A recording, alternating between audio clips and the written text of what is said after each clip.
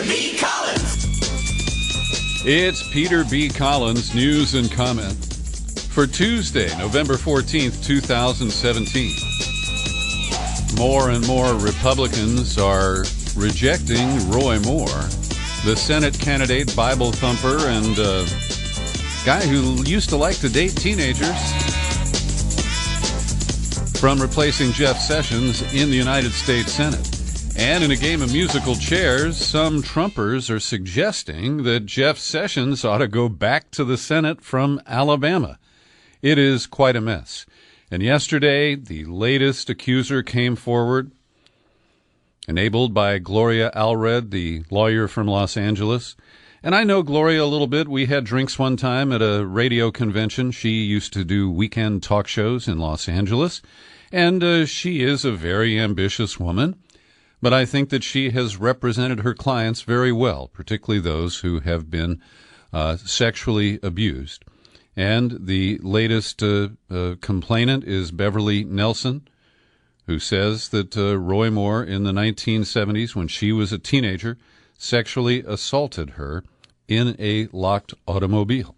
Meanwhile, Republicans of many stripes are deserting Roy Moore, and it's going to cost them. They know that. So we know that the leader of the Senate Republican Campaign Committee, the Republican from Colorado, Cory Gardner, said that if Moore does win the December 12th special election, he should be expelled after he takes his seat in the United States Senate. And there are other ways that people are hoping to deal with this. But in almost any case, the effort to run a write-in candidate at this late stage is most likely to deliver the election to Doug Jones, the alleged Democrat, and we've exposed his ties to the Republican Riley machine in Alabama, and also speculated that good old Karl Rove may have been the architect of the takedown of Roy Moore. So Luther Strange, who was the appointed successor to Jeff Sessions, lost to Roy Moore in the primary over the way the former Governor Bentley appointed him to that job, essentially in exchange for not driving impeachment of Governor Bentley. Luther Strange says that I think right now a write-in candidacy is highly unlikely.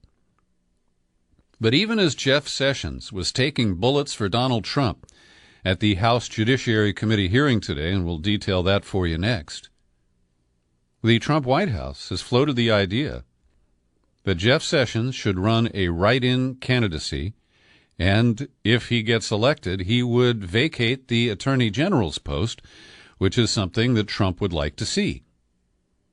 Now, they imagine that they can get a replacement for Sessions confirmed in the United States Senate. That's an open question, but it is a risk that they have to confront. Now, Jeff Sessions says he has dismissed the notion, but would, of course, listen to the president if he offers him advice about what to do. Now, Trump is due back from his Asian tour, where he embarrassed us in many places. He's due back, I believe, tonight, Washington time. And so in the next few days, we will see what Trump decides to try to do about this. And, of course, he had endorsed in a lukewarm fashion Luther Strange in the primary. He went to Alabama, gave that speech at a rally where he attacked NFL players for taking a knee, and expressed how maybe he'd made a mistake in endorsing Luther Strange. It was the most bizarre, shall we say strange, kind of endorsement that we've seen in modern politics. Now, the idea of expulsion is something that is available to the Senate, but it's been a long time since they actually expelled a senator, and the procedures, the grounds for it, are still a little bit murky. But one critical case goes back to Senator William Roach in 1893. He was accused of embezzling money when serving as a bank teller before he got elected to the Senate. But the Senate historian wrote that the Senate took no action, assuring that it lacked jurisdiction over members' behavior before their election to the Senate. The alleged embezzlement had occurred 13 years earlier.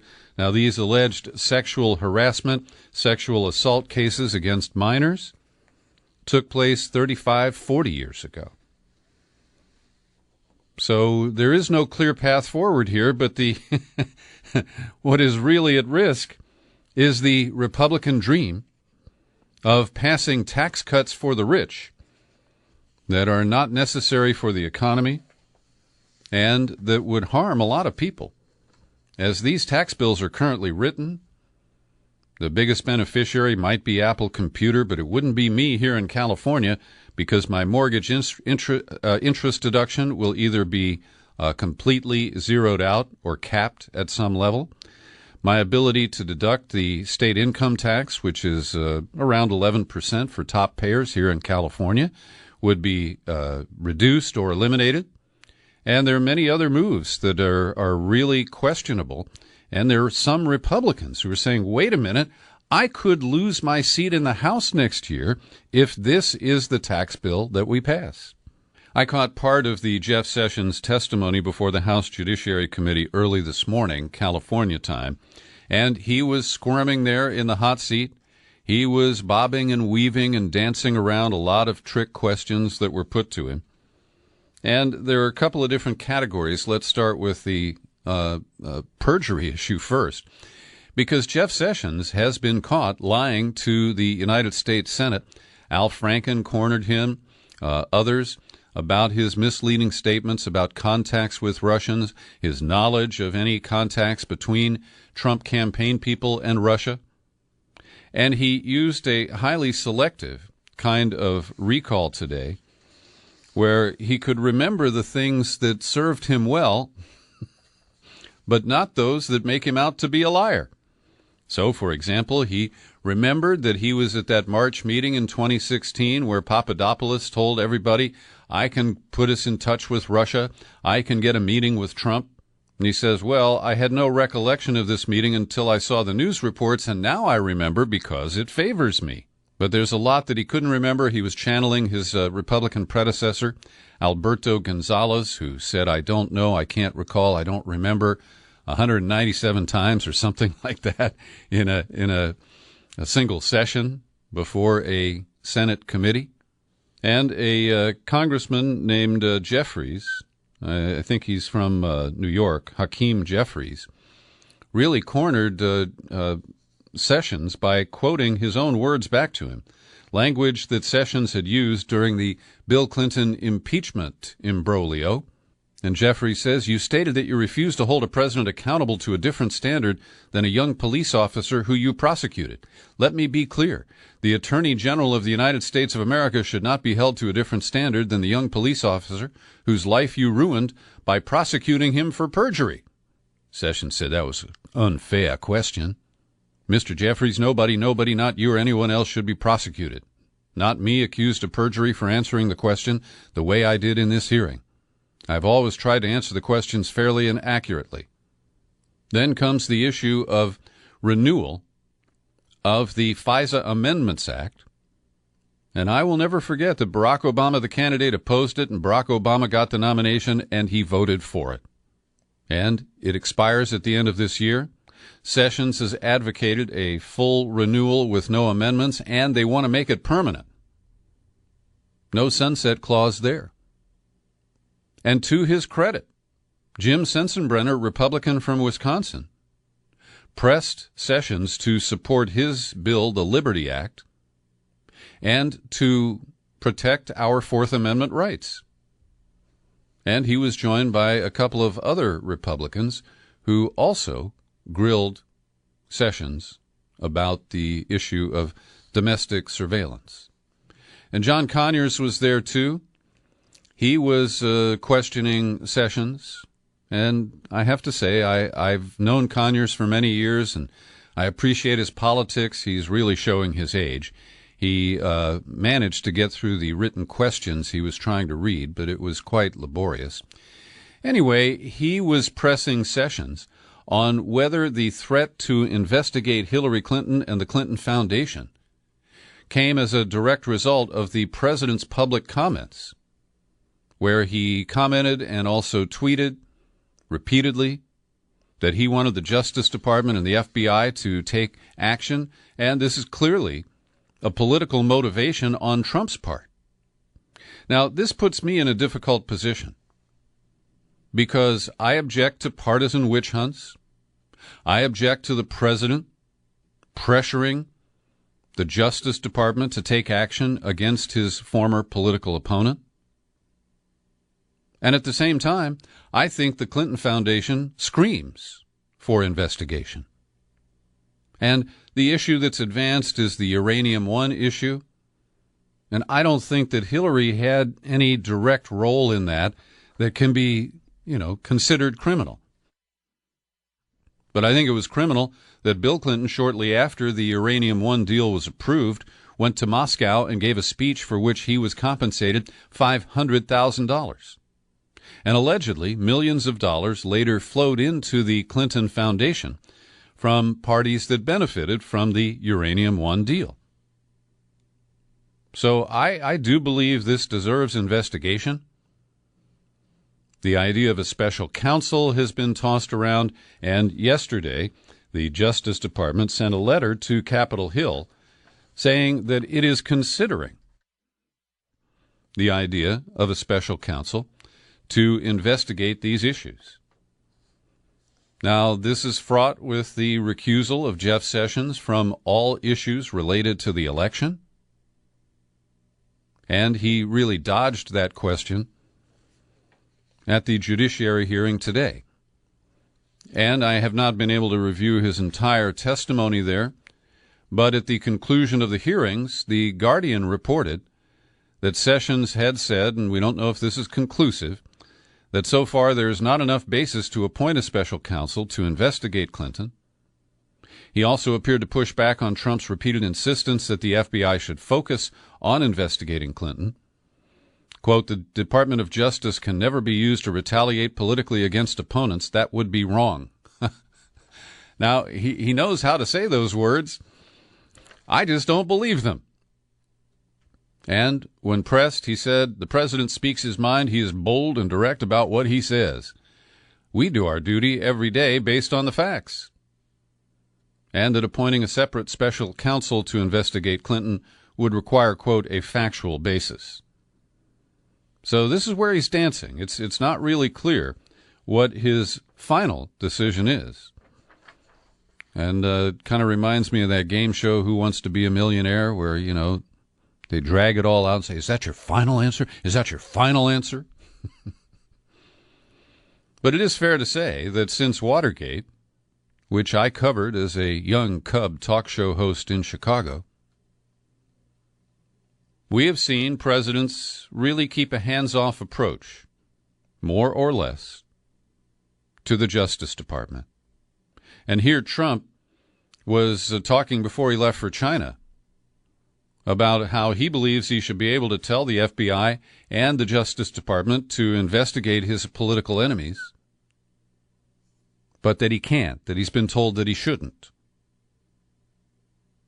But he is.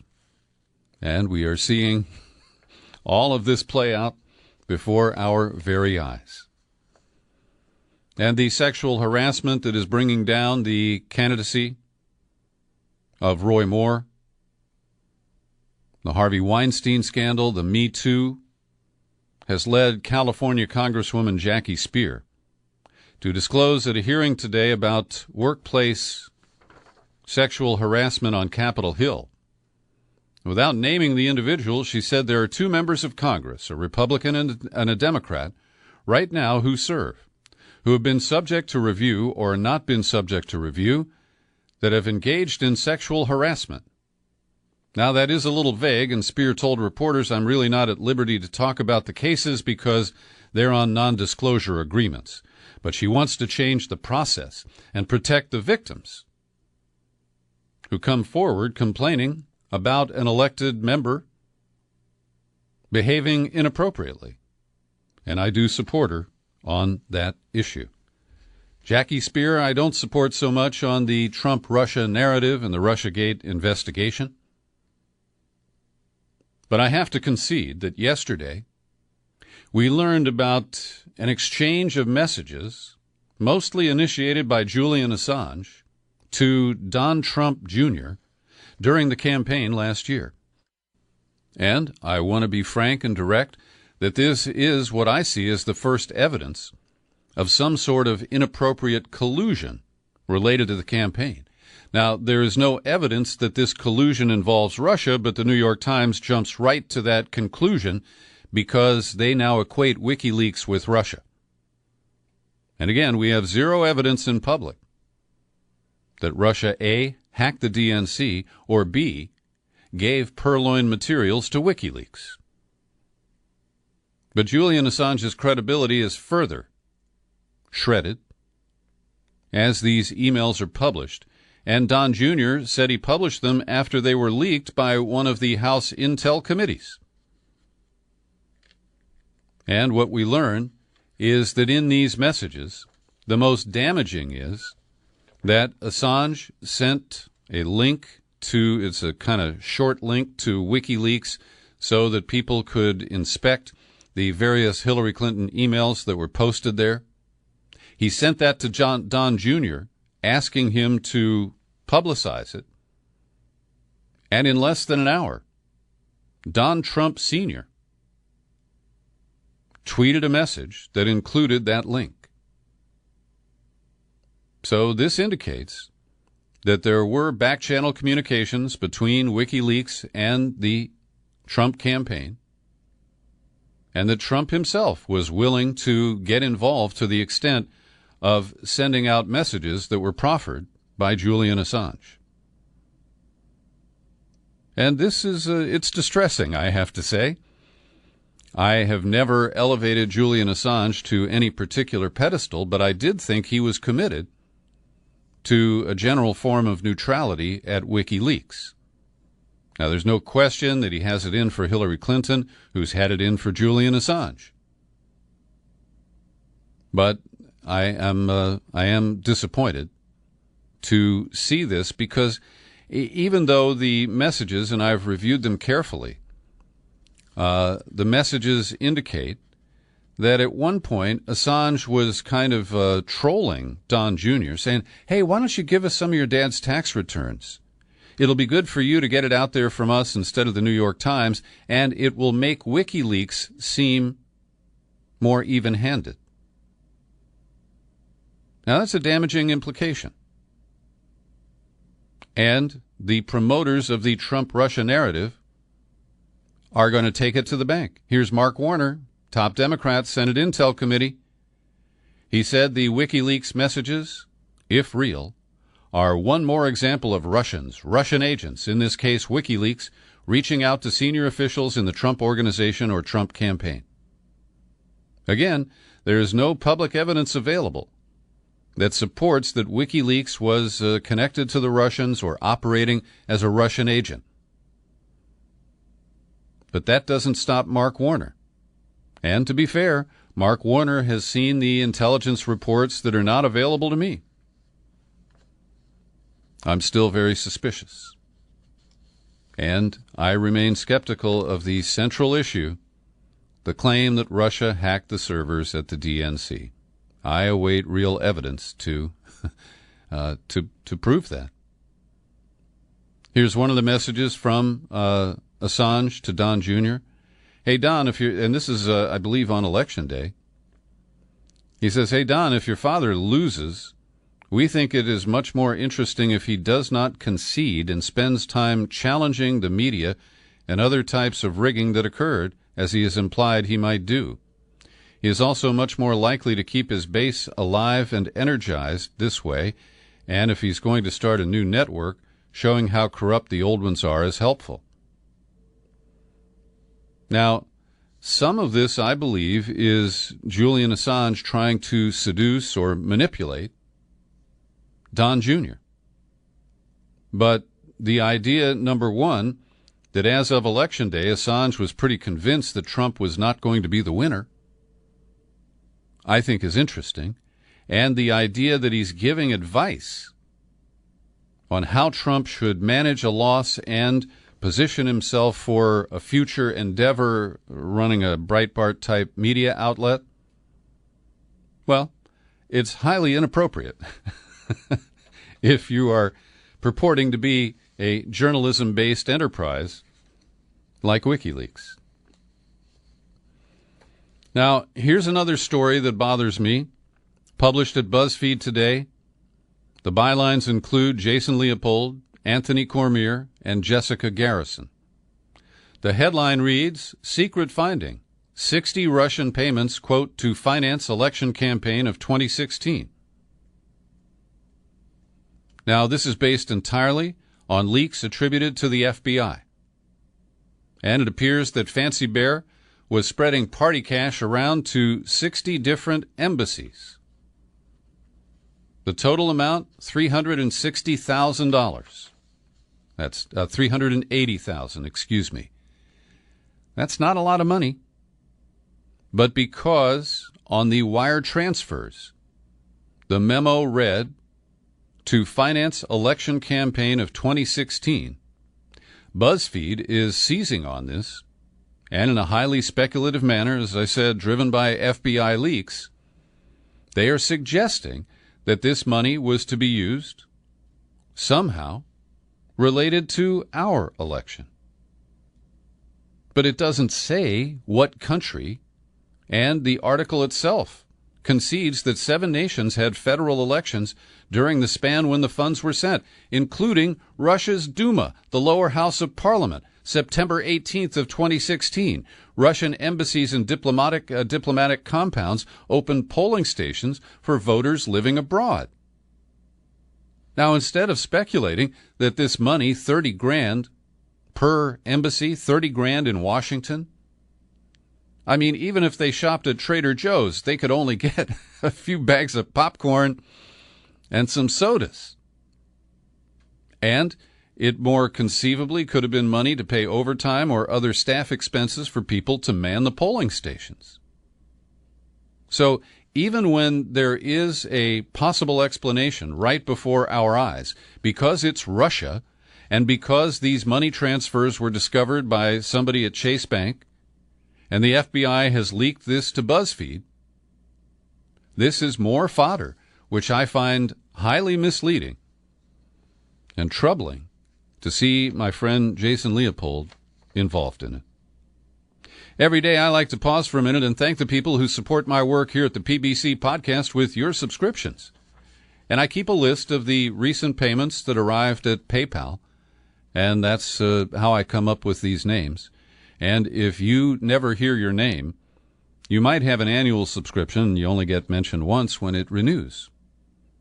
But it's possible, too, that you don't hear your name because you're not a subscriber, like Jeff Stewart, Terry Paris, Jeff Lipinski, Don Cisney.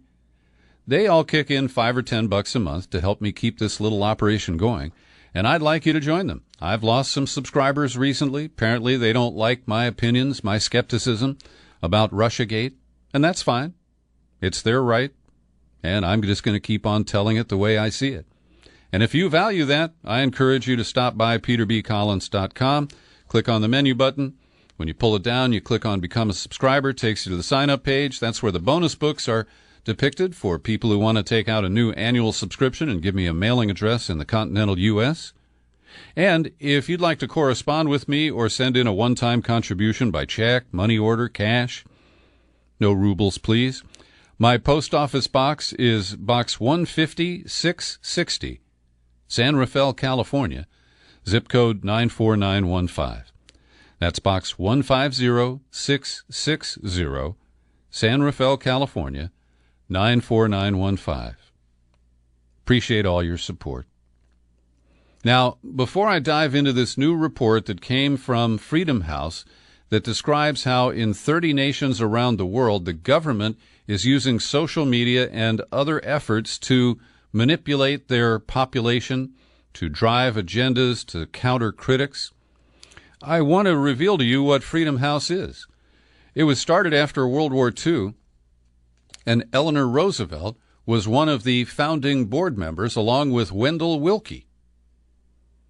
But this agency, which is entirely dependent on the U.S. government for funding and has featured board members in the past, including Zbigniew Brzezinski, Jean Kirkpatrick, Otto Reich, Donald Rumsfeld, Paul Wolfowitz, Steve Forbes, and Bayard Rustin. Well, this group has done some covert operations. They were believed to be involved in Ukraine both in 2004 and in 2012. And so consider where this information I'm about to tell you is coming from.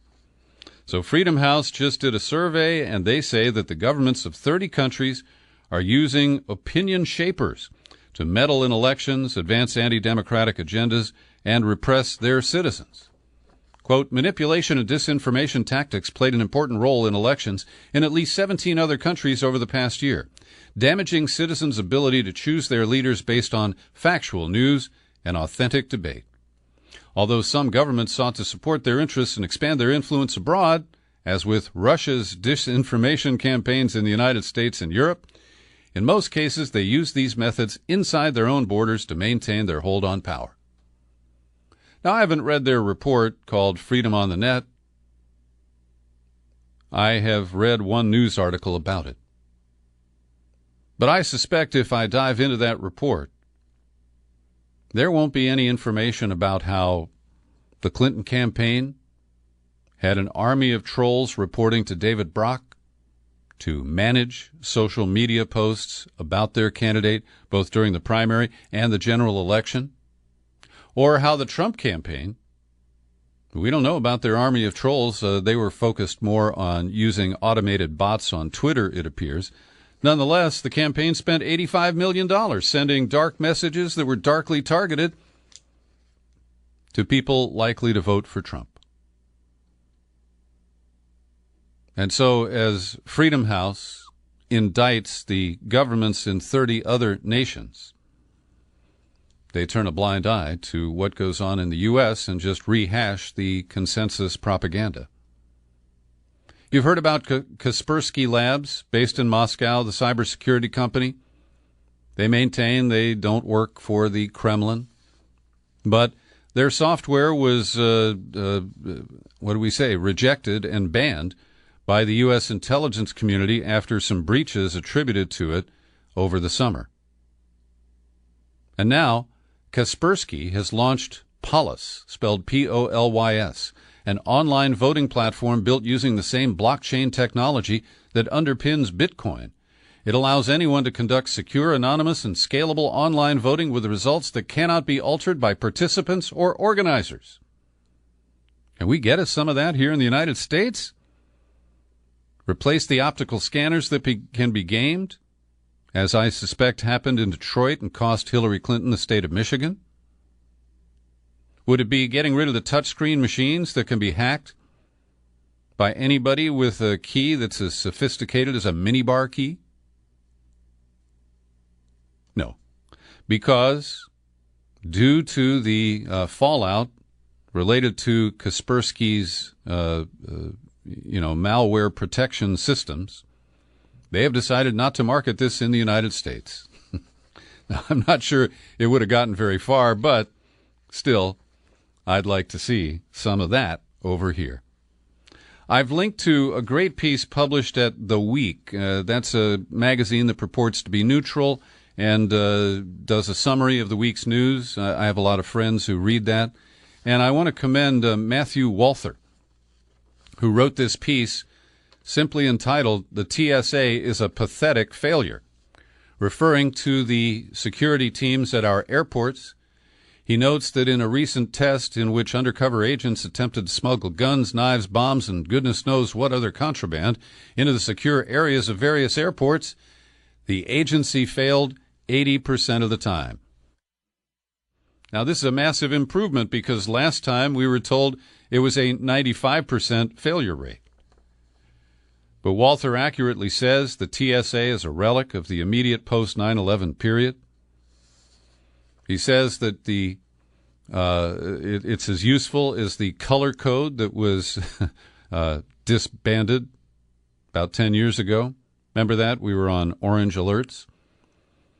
And he writes, in order to make sense of why TSA still exists, it's necessary to dispense with the fiction that it has anything to do with security and everything to do with an arbitrary display of authority. This is why the global entry system exists. We must remind upper-middle-class white people that they really are the monarchs of all they survey, as they are experienced travelers entitled to the luxury of not participating in the fiction that watches and belts are really laser guns. And I add 2 points. The TSA checkpoints are where fear is injected into average Americans, and that it is now based on the class discrimination that pervades the entire air travel industry. You got to pay extra for a window seat. You got to pay extra for a seat with extra legroom. And all of the ways they nickel and dime us now make it a test of how much money you have if you're going to enjoy your travel from point A to point B. And the article continues, the TSA should be abolished. They're not going to get better at whatever it is they're supposed to be doing. It's not just a question of convenience or decency. Employees sleep on the job, gamble, waste money, forget to search for explosives, and routinely engage in sexual harassment of passengers of both sexes and all ages. As recently as 2014, there was a special code word at O'Hare in Chicago, Hotel Papa, to alert their fellow TSA employees of a chance to view naked images and potentially grope attractive female passengers. Mr. Walther, I say amen.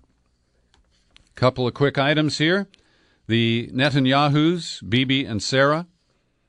The investigation continues into their lavish lifestyle, funded, we're told, in part by rich supporters like casino owner James Packer of Australia and Hollywood producer Arnon Milchan.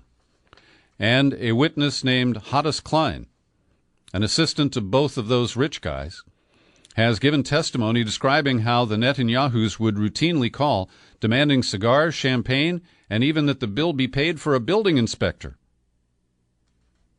And they had a driver on duty to make deliveries to the official prime minister's residence. And the witness Klein said, Sarah would yell at me. She wanted a building inspector who worked with Packer and Milchan to come consult with professionals from the Prime Minister's office about leakage in the official residence. I didn't okay it, and then she yelled that I and Milchan are humiliating her and Bibi, that we weren't approving things.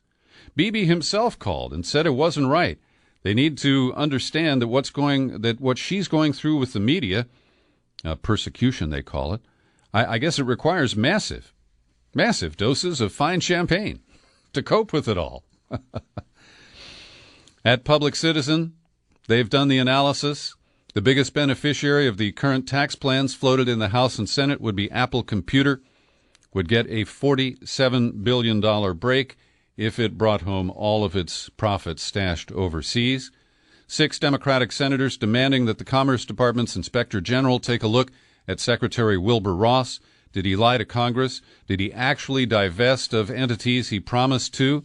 And do the Paradise Papers show that he still maintains troubling offshore investments, including one tied to a Russian shipping firm? At The Intercept, Dave Dayen points out that there are 4 conservadems in the Senate who are conspiring with Republicans to undermine key elements of the Dodd-Frank law. Let's name names. Indiana's Joe Donnelly, North Dakota's Heidi Heitkamp, Montana's John Tester, and Virginia's Mark Warner. And finally, Trump kissed a lot of ass when he was in Beijing, and there is one immediate payoff. Those 3 UCLA freshman basketball team members, including a guy who looks real promising, LiAngelo Ball. He's got 2 very talented brothers and a father who is all over the media. Plus Cody Riley and Jalen Hill. They were accused of trying to steal sunglasses while they were on a junket to Hangzhou, China. And the president interceded with Xi Jinping after scolding them. What they did was unfortunate. You know, you're talking about very long prison sentences. They don't play games over there. Thanks for joining me today for my News and Comment podcast. We give it away free every day, and you're free to share it far and wide. It's also available on YouTube for your listening convenience. I'm Peter B. Happy trails until we meet again. Happy trails